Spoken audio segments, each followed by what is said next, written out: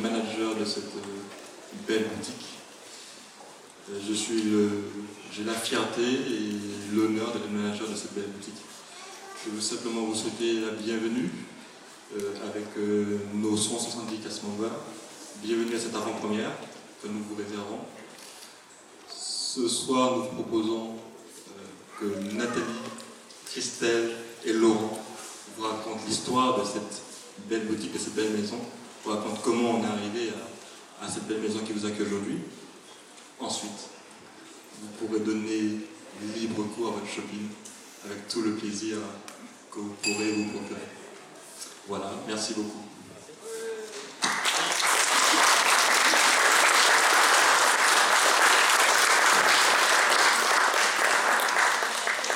Bonjour, je m'appelle Nathalie Pied-Caron, je suis le directeur artistique du Disney Village et donc aussi de cette belle boutique, World of Disney.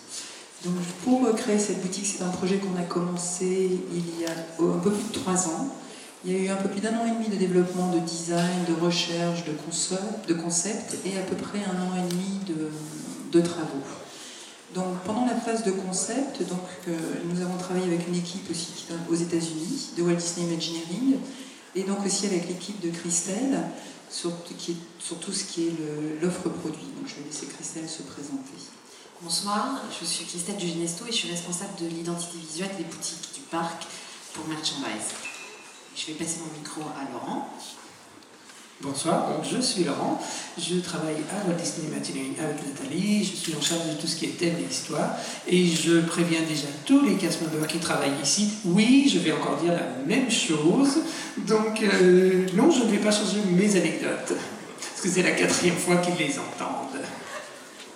Alors, je vais vous parler un petit peu d'abord de la localisation de cette boutique. Donc, comme vous l'avez vu, donc, cette boutique se trouve à l'entrée de nos parcs, à l'entrée aussi du Disney Village. Et sa spécificité aussi, c'est qu'en fait, elle est très accessible par tous les moyens de transport, comme vous le savez certainement.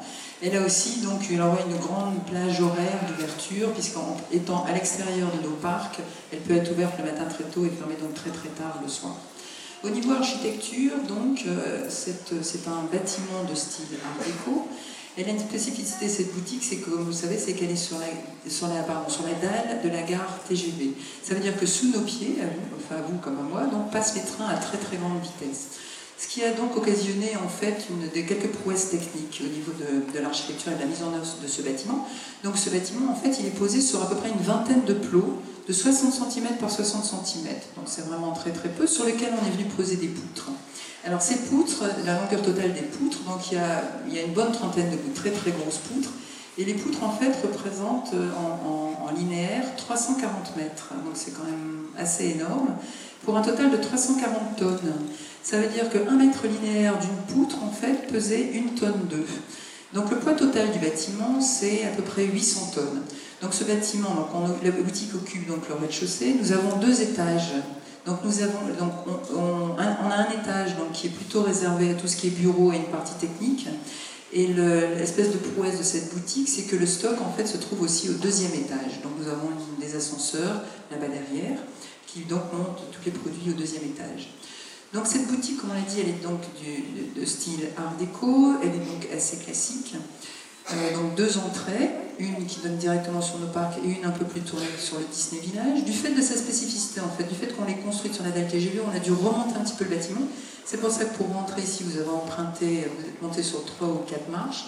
Et ce qui nous a permis, en fait, de créer un environnement avec donc des jardinières, des bancs tout autour de la boutique, créé comme un espèce de piédestal, si je puis dire, qui met vraiment en valeur la boutique. Donc sur cette boutique, l'extérieur, ce qui est vraiment de très spécifique, ce sont les 8 bas-reliefs de style art déco. Donc nous en avons 3 sur cette face ici, donc vraiment à l'entrée de nos parcs, et 5 sur le côté de l'avenue Paul Sarraute. Je vais laisser Laurent vous expliquer un peu les différents bas-reliefs. Merci. Donc le bâtiment est en forme de triangle. Une façade qu'on ne voit jamais, c'est celle qui est accolée contre les cinémas Gaumont. Et donc vous avez une première façade ici qui donne sur le Disney Village et qui a donc 3 bas-reliefs. Est-ce que vous avez eu le temps de les voir en entrant? Oui, non. Donc sur les 3 qui sont de ce côté, celui du milieu c'est une tour Eiffel qui est posée sur un globe terrestre. et qui est entouré de 2 personnages Disney. Est-ce que vous avez vu ces personnages Disney? Est-ce que vous pouvez me dire quel personnage c'était? Et oui, c'était un monsieur indestructible d'un côté et Peter Pan de l'autre. Maintenant, sur l'autre côté, l'autre façade, celle qui va nous mener jusqu'au parking Vinci, vous avez 5 bas-reliefs. Et ces 5 bas-reliefs sont, eux, tous faits de la même façon, avec un personnage Disney et un moyen de locomotion, puisque le thème de ce je vais pas y arriver. World of Disney, c'est ça. Le thème de World of Disney, c'est l'invitation au voyage, donc les moyens de transport et la touche Disney. Donc quand on vient du parking Vinci, le premier qu'on va voir, c'est Donald et un dirigeable. Puis vous allez trouver Flash McQueen et un train. Au milieu, ce sera la petite sirène et un navire, suivi de Mickey à bord d'une automobile, et le dernier, ou le premier, ça dépend d'où on vient, ce sera un avion et Buzz, bravo. Celui du milieu, je ne résiste pas à vous montrer une des maquettes qui le caractérise, puisque donc ça c'est la maquette qu'on a utilisée pour le construire. L'artiste est un artiste américain qui est connu pour son style justement art déco, qui s'appelle, excusez-moi pour l'accent, McGungle. Et donc là vous avez une esquisse, enfin c'est pas une esquisse, un prototype, voilà, le prototype de ce que vous allez voir dehors, et donc qui reprend exactement son style architectural. Vous avez peut-être déjà vu ce genre de dessin si vous êtes des fans Disney, par exemple pour le Fantasy à Disney Cruise Line, c'est exactement la même chose. En plus, la petite touche, ça fait rappel au Danemark avec la petite sirène d'Anderson sur son rocher.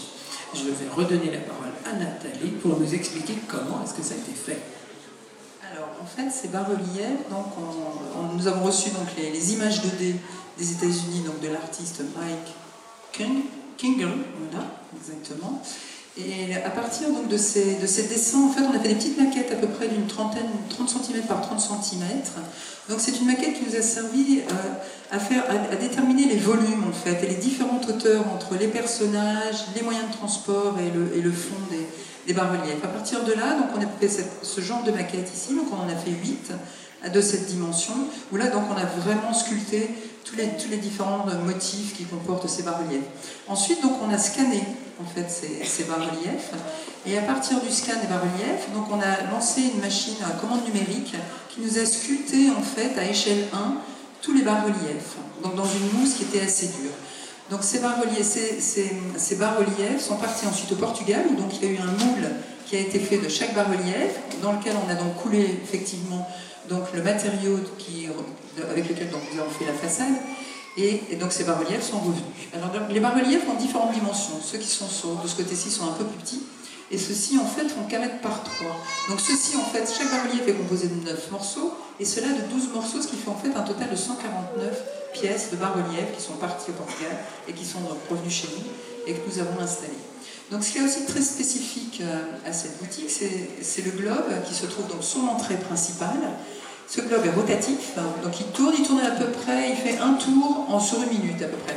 Ce qu'on a compté, donc ça fait à peu près 2 km/h, donc c'est assez lent, mais on le voit quand même bien tourner quand on sort par exemple des parcs, on voit vraiment bien tourner.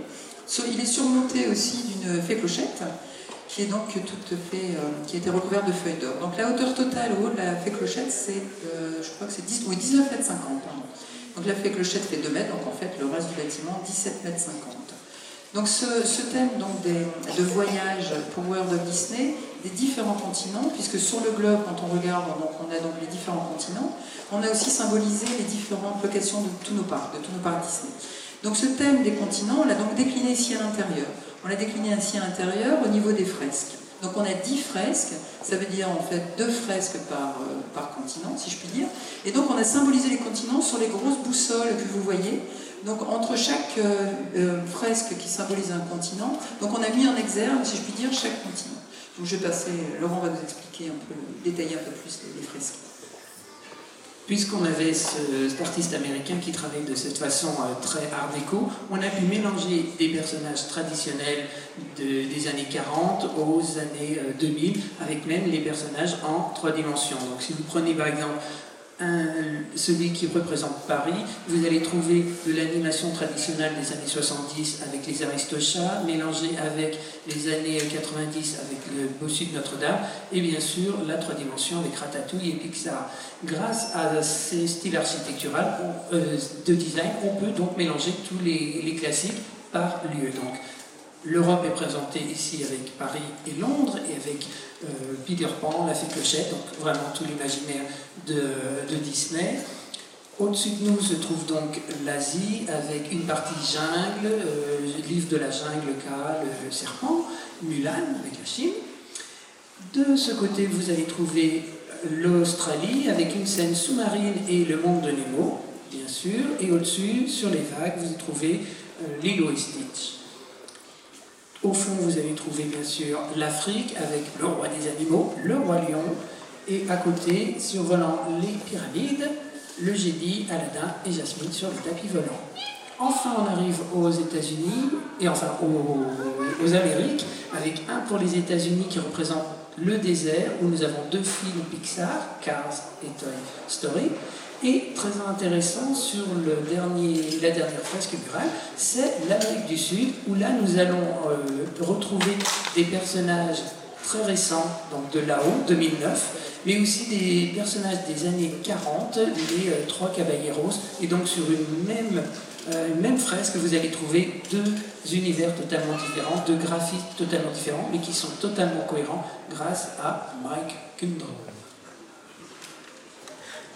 Donc pour expliquer un petit peu plus l'intérieur, donc juste pour vous dire, vous avez sous vos pieds en fait, on a un plancher là qui est chauffant et rafraîchissant. Donc vous avez 5 km de tuyaux, si je puis dire, qui vont nous réchauffer et nous rafraîchir selon l'été ou l'hiver. On a aussi à peu près 1200 points lumineux dans la boutique ici à l'intérieur. Ce qui veut dire qu'en fait, on a 45 km de câbles dans la boutique. C'est-à-dire d'ici à Paris, en fait, j'ai du mal à imaginer, mais voilà tout ce qu'on a, la quantité de câbles et la longueur de câbles que l'on a dans cette boutique. Donc l'intérieur, c'est aussi donc un style art déco, un style assez classique. Beaucoup de couleurs en fait, 80 couleurs, y compris donc les couleurs des fresques. Pourtant, quand moi je regarde, je me dis tiens, en fait c'est beige, doré, bronze. On n'a pas l'impression en fait qu'il y a autant de couleurs. Donc on a aussi un plan en fait assez intéressant, c'est-à-dire que la boutique à l'extérieur est triangulaire, comme l'a dit donc Laurent, mais à l'intérieur ici on est sur un cercle. Un cercle donc avec la coupole, avec les colonnes, avec un sol aussi qui part du centre de la boutique et qui rayonne vers les extérieurs de la boutique. Tout ça en fait c'était pour redonner ce côté de grand magasin, genre Galeries Lafayette ou le Printemps, où on a donc une coupole centrale avec un élément central de la boutique. Donc on a aussi plusieurs types de mobilier. Tous les mobiliers bien sûr qui sont dans cette boutique ont été dessinés spécialement pour cette boutique. Donc on a du mobilier en bois, qui est plus de thème art déco pour des présentations sur les gondoles et sur les agencements muraux. On a aussi une présentation sous forme de table, donc là c'est ce mobilier-là, donc en métal, que l'on a donc mis notre petite touche Disney. Donc on retrouve différentes têtes de Disney qui sont mises en situation de façon un peu différente sur les différents mobiliers. Et pour accompagner tout ça, donc on a aussi quelques valises pour symboliser le monde du voyage.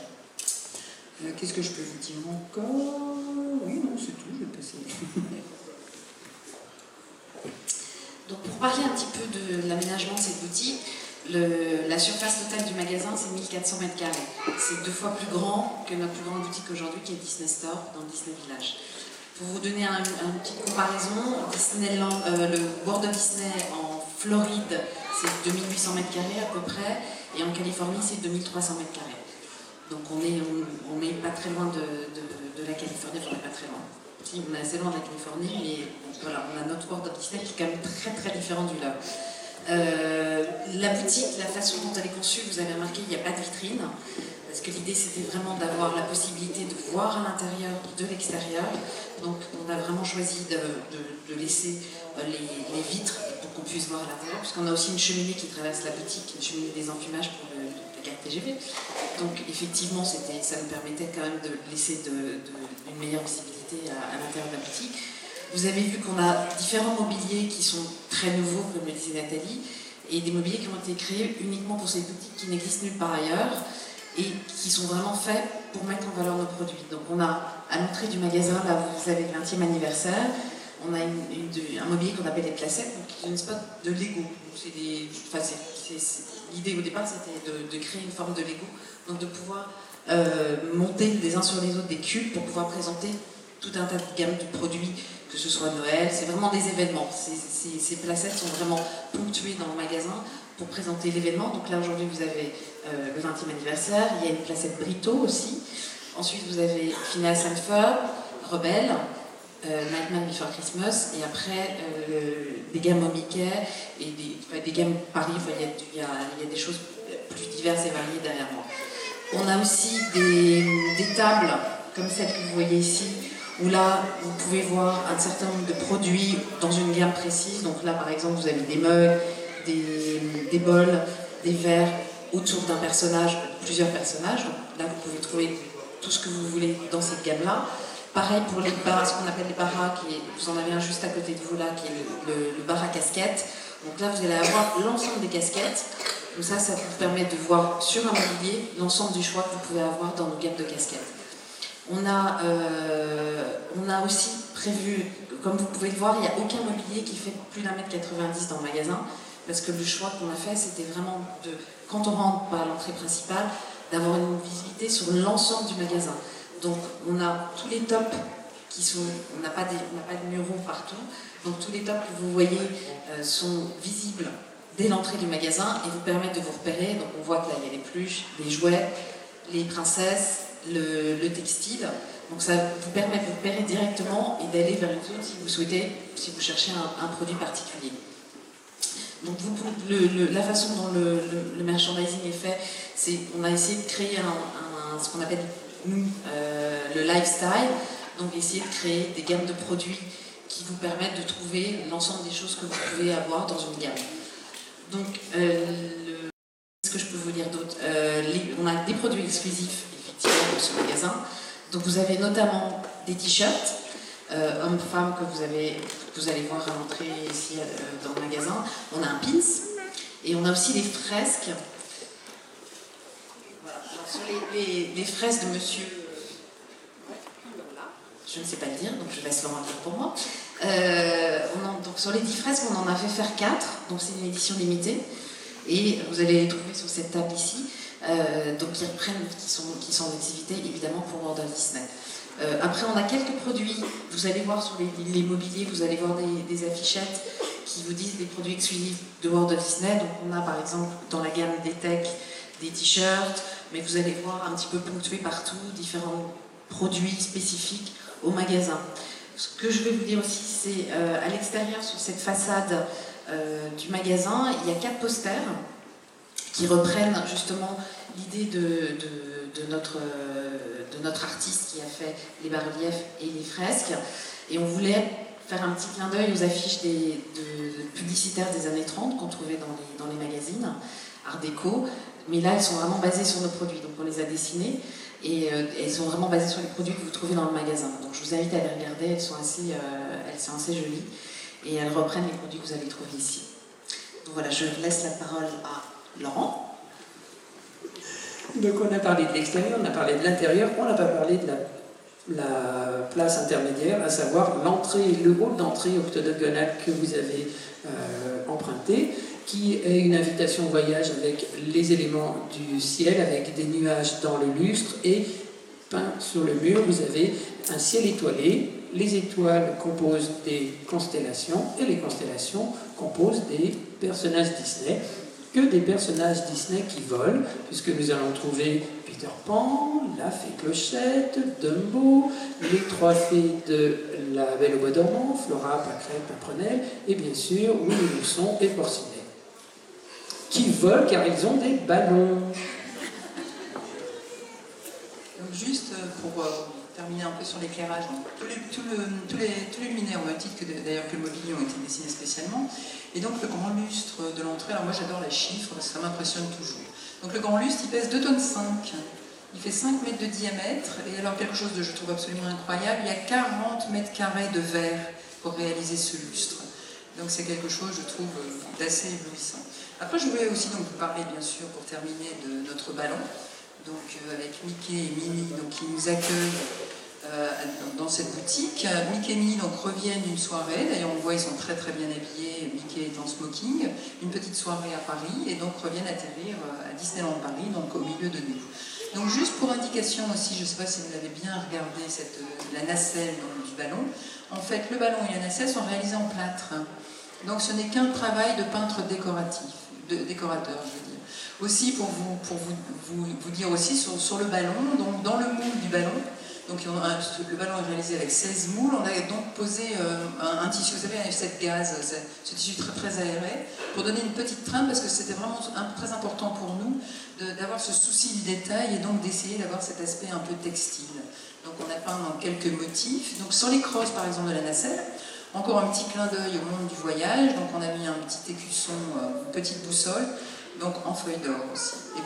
Et donc en dessous de notre ballon, nous avons donc la banquette en forme de nuage. Je vois qu'elle est très appréciée d'ailleurs, elle est déjà occupée. Juste pour vous dire aussi, donc le ballon 1,5 tonne, et en fait 11 corps de métiers différents sur juste ce chaud élément dans la boutique. Voilà, c'est la parole. Donc voilà, vous savez presque tout sur la boutique.